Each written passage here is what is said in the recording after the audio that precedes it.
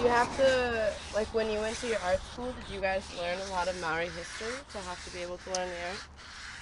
Definitely. I think a lot of history. Oh, that feels good, eh? That feels real cool. Yeah, wicked. You can start working all the top.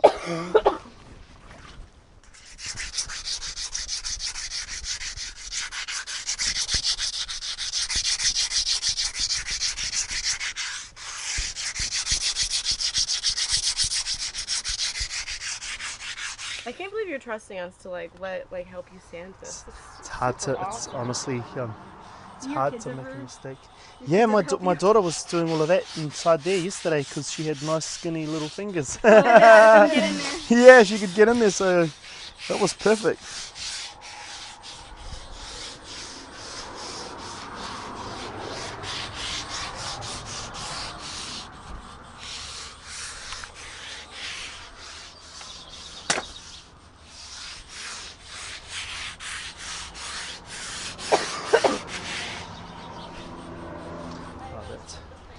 Okay,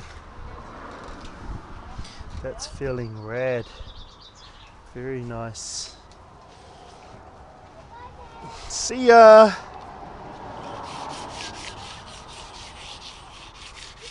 How about in the center of this? Are we trying to get like the dip down here? No, that's going to remain textured like that. All right. Yeah. Yeah. Do you want to swap areas I will. so you can? Do it.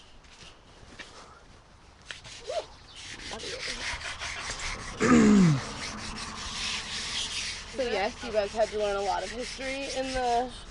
What did it feel like you were taking history classes to learn? Yeah. Like it's all part of learning the art forms. Really, I guess you have to see where you've come from in order to know where you're going or what you're doing. Hey. Yeah. So. We would learn at the particular school that I went to. We'd do a lot of chanting, learn a lot of chants, which a lot of knowledge is retained within those chants. You would learn chants, and then does that like transfer into the art form that you're working with? Yeah. Yep. Depending on. So the school that I went to, they would. It was almost like compulsory to learn their particular because they're rich in culture. Because you're under their umbrella, you would learn their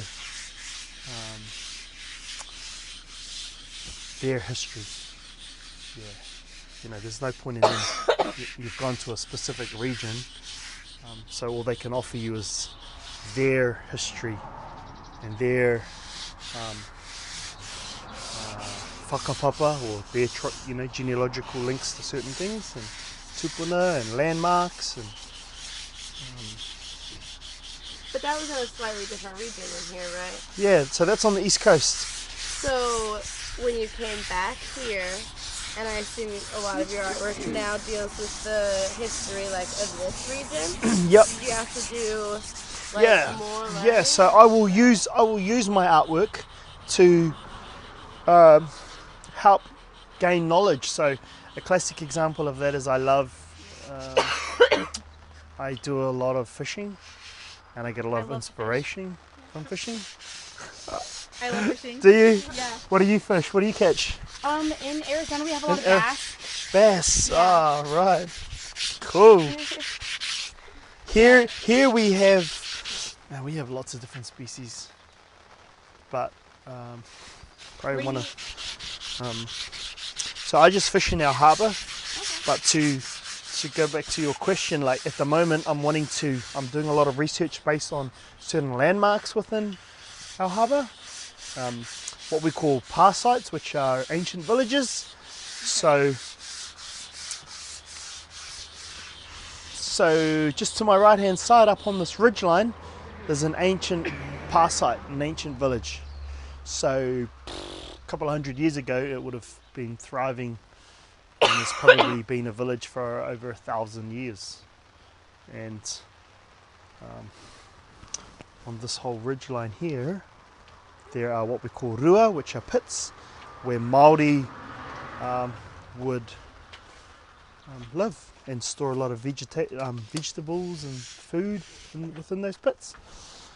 So if you look at that hill ridgeline over there, you can kind of see a few dents in the hillside.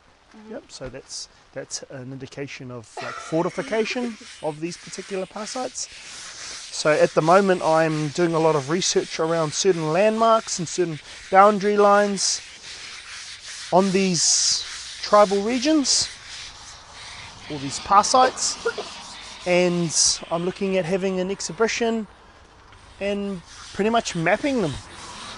Yeah. So I will have like an aerial view of what the harbour looks like, what Raglan looks like, and then I'll have all these different Māori names so that all these new wave of people that come through will be able to identify, like this is where I am, and this is Kirikiripu, or all these areas around where we're standing right now have ancient names, and it goes back to being that artist that's retaining all of that knowledge to keep it, live on. Do a lot of your pieces require research? Some do, not a hell of a lot, but I think it's just for my own learning as well. Yeah. I've been working on this idea for a while. How long? I'd say about 4 years now, and just the other day, it's just funny how things happen. Like a guy called in, he does a lot of drone footage, and we're going to go out on the harbour, and I'm going to take him to some sites, and he's just going to send his drone up, and just he was like he did a similar thing in Kawhia, which is south of here, and just took his drone all around this ancient village, and man, it was wicked. Like you could just move the mic, and you could the mouse, and you could get a real cool visual of it. And that's what I'm wanting to do. Same. What do you think you'll do your piece in? I'm going to paint it. And I'm going to use lots of canvas. That's why you need all that drone footage, so you can paint the... Yeah. Just, it would be cool to have an exhibition and have that pa site all documented, in 2020, like what it looks like now. And you can get a visual, like I can look at a pa site and get a visual of how it would have been, how its layout would have been. Yeah, because now it's all, if it's not full of pine trees or grass and cattle, it's kind of hard to identify them really for a lot of people that don't know what they're looking for. How do you know what you're looking for? They're just they just talk to you. Like I can just see fortification, what they call palisades in the cutout into the hills, which were used for like a defense mechanism. I just know of certain areas. A lot of Māori ancient, some hundreds of years ago lived on ridge points, so that just like so that you had an advantage of looking and seeing intruders come. Yeah. Very similar to like castles, I guess, up on top of hills and difficult places to get to. Yeah. Do you feel like when you were growing up as a kid, this knowledge was like readily available, or is it something you had to see a lot?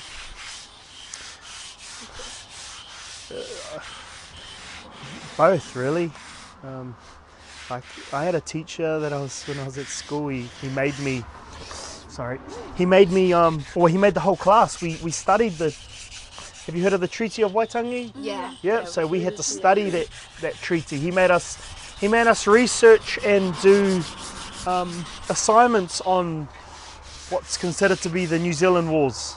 Yeah, so the British and New Zealand battles and these certain landmarks. So another example of creating works that acknowledged my culture was trench warfare. The concept of trench warfare was designed by Māori in the far north. Yep. And I just was amazed how intelligent that was, to have, like, you know, people rocking up on your shores and they've got these massive cannons and you've probably got a couple of muskets and a lot of stone weaponry, and you just dug a deep hole, you know, and you just had all these trenches and they wanted to come in and follow you and they got annihilated. You know, bigger the gun, the deeper the hole. And we kind of taught I guess the British colony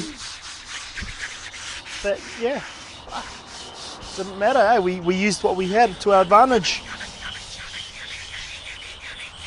And I think what the British did have when they arrived was a whole lot of,